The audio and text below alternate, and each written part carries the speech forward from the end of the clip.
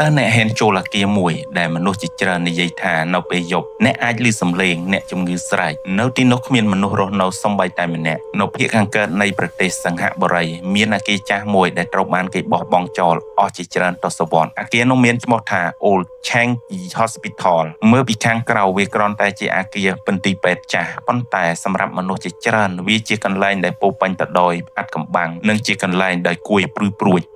អាគារនេះត្រូវបានសាងសង់ឡើងនៅឆ្នាំ1953ដើម្បីព្យាបាលទាហានអង់គ្លេសប៉ុន្តែនៅឆ្នាំ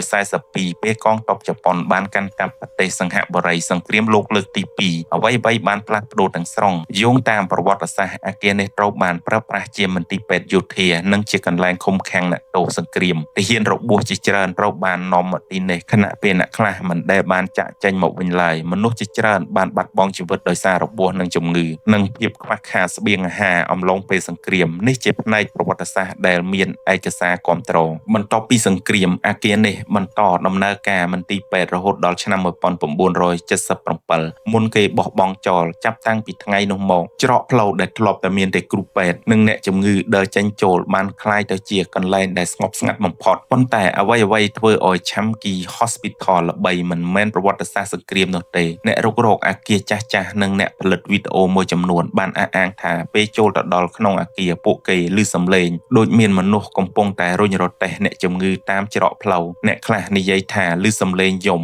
សំឡេងដកដង្ហើមឬសំឡេងជើងដើរនៅជាន់ខាងលើទោះអាគារនោះទទេស្ងាត់មានអ្នកខ្លះទៀតអះអាងថាបានឃើញស្រមោលខ្មៅក្បែរបង្អួចឬចុងច្រកទ្វារចូលមុននឹងបាត់ទៅក្នុងភាពងងឹតទោះជាយ៉ាងណារឿងរ៉ាវអំពីសំឡេងចម្លែកឬការមើលស្រមោលទាំងនេះគឺជាការអះអាងនិងការនិយាយតៗគ្នាសប្តាហ៍ថ្ងៃនេះ Old Changi Hospital ត្រូវបានបិទទ្វារមិនអនុញ្ញាតឲ្យសាធារណជនចូលព្រោះអាគារនេះមានសភាពចាស់ទ្រុឌទ្រោមនិងអាចបង្កគ្រោះថ្នាក់តើទីនេះមានវិញ្ញាណលងបន្លាចដូចដែលមនុស្សធ្លាប់នៅតំបន់នោះនិយាយដែរឬទេឬអ្វីដែលមនុស្សឮនិងឃើញគ្រាន់តែជាឥទ្ធិពលនៃអាគារដ៏ស្ងប់ស្ងាត់និងប្រវត្តិសាស្ត្រដ៏សោកសៅចម្លើយប្រហែលមានតែអ្នកដែលធ្លាប់ចូលនៅទីនោះដែលអាចឆ្លើយបាន